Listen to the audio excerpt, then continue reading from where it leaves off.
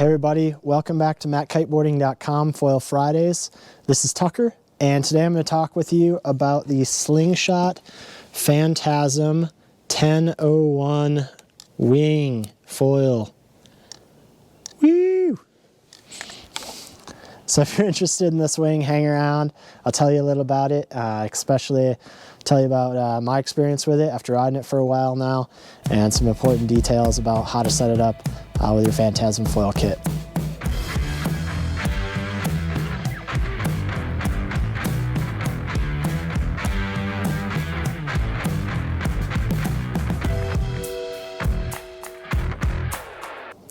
All right, so what's going on with this wing?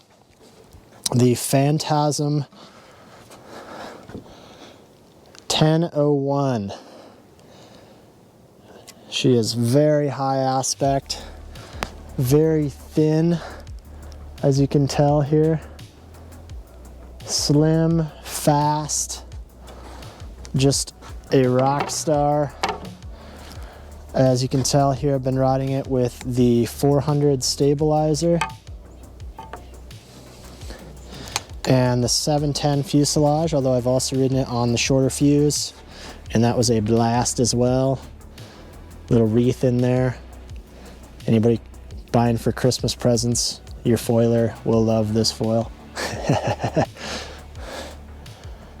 So that is what it looks like. It's got a little bit of anhedral, flattens out in the tips, really gives you a lot of control, predictability in turns, and then that high aspect design with that bigger wingspan, and the thin foil section here is just so fast, so efficient, and creates a lot of speed, a lot of glide. As you can tell here, our surface area is 1,119 centimeters squared. So it's not a big foil, but given its aspect ratio, it does create a good amount of low speed lift, especially when using the 400 stabilizer and the longer fuselage. I would say it has more lift per its size than most foils of its size, especially considering how slim it is. This foil really does have impressive low end performance. You know, anybody surf foiling, wing foiling, wake foiling that has a bit of experience, I would say jump right on this. You know, you're going to enjoy it. You know, if you're a heavy rider like me, around 200 pounds, you know, you're going to need some decent speed to get it going. But once you get it going, it just keeps going. It creates its own speed, and it actually has pretty impressive low speed lift and stability for a wing this size. So something that you can really enjoy out there. And what I've really liked most about it is just how slippery it feels. It's so fast, it's so efficient, it's so easy to generate speed, and it glides so well that once you create that speed, you know, you're not losing it very easily. So once you get up, get it moving. If there's any waves, it's just gonna keep gliding, having a blast. Don't need a lot of power from the wing or through pumping. If you're winging, it's really fast. So if you wanna go race your buddies, this is gonna do the trick. And you know, it just creates that slippery feeling that makes everything easier. It feels more effortless, not as hard on your body. So it's real cool. One thing else that is that's really neat about this wing is how well it breaches the wingtips. So they're super thin. The wingtips are real thin, as you can tell here, and the shape of the outline, I think, contributes to it as well. But when you breach this wingtip, I mean, you can breach it real far, and it just slices through and keeps riding. And I'm not sure exactly what the magic sauce is there, but it's a ton of fun, and you know, it really gives you some options for some hard turns on what would normally be, you know, a very wide wing. I mean, this thing is a meter wide, but still does so well breaching the wingtip. Still very maneuverable and fun. Really turns edge to edge quickly, which is cool. Pumps really well. So if you're out there and you're a wakeboarding rock star, you're a wake foiling rock star, this could be your next addition to your quiver. Surf foiling, absolutely. This thing pumps for days, glides for days, and you know, still maintains good turning performance, which is really key. And winging, it's really a wing in my mind that's almost designed specifically for intermediate to advanced wingers, in that it's just so slippery, has such a broad speed range. I really can't imagine, you know, another foil sport that requires that kind of speed range that you can really take advantage of on the regular. And it's just so much fun. It's a blast in the waves if you're just cruising flat water and you just want to rip speeds and do long drawn out jives and tacks. This is the ticket for sure. One thing that I've noticed in riding this, however, is that wingspan creates a lot of torque in the system.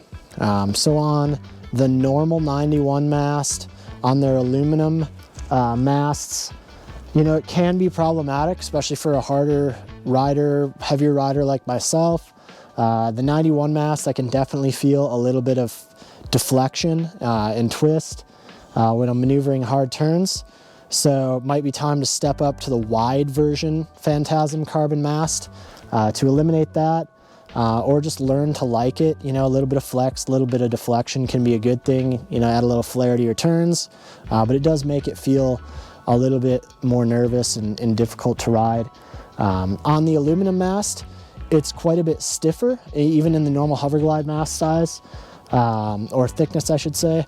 However, I have broken an adapter now riding that. So what I would say is ideally you want to ride it on a wide mast, just to have a little bit more strength in that adapter. The wide mast adapter actually has a finger that goes up into the mast and helps to stabilize it so it can't break screws. So that would be my recommendation if you're a heavier, harder rider like myself. If you're lighter weight or you're somebody that's really not, you know, throwing everything you got into turns, you know, it's probably fine. Just make sure your screws are tight every time. Shouldn't become an issue, but you know, just based on my personal experience with it, that's my recommendation to people. In terms of setup, normal 710 fuselage, I think it's going to be best for most people, especially if you're riding, you know, a bigger board. If you're riding a shorter board, or if you're really looking for maximum maneuverability, real tight, agile feeling foil, the shorter fuselage works really well too. Makes it a little bit more exciting, a little harder to ride, I guess, if you're not used to a foil like this. But it is a notable upgrade that you can use in the future. And the wings come with your covers here, nice covers with nylon tips. We actually got this one as a semi-complete, so the whole plane came with it like this, a little bag. Everything is really nice. That would be the 1001 Phantasm lower kit, and then you can choose whatever MACkite you'd like to put with it. But yeah, can't say enough good. If I had to choose between this and my 926, it'd be a really hard choice. I don't think these two are similar enough that you can't have both in the quiver. But I do think they're similar enough where they cover some of the same ground. So, man, I'd really want both. Because this one's phenomenal on a day where you want a bit more speed or glide. The 926 is really just such a reliable, hard charging foil. You know, for your everyday kind of conditions, and especially when you're wanting to really bank hard turns and rip those turns without having to worry about, you know, anything else. The 926 I think is a little bit more user-friendly that way, but the 1001 is definitely faster. It's slipperier, it's better upwind. So if you're somebody that's stoked on speed, especially speed and glide, don't mind having a little finikier turns. Maybe you got a little foil skill in your belt, you don't mind a little bit more difficulty. This is going to be kind of that next step. This has been Tucker with MACkiteboarding.com. If you have any questions, put those in the comments section below, and we'll see you next time.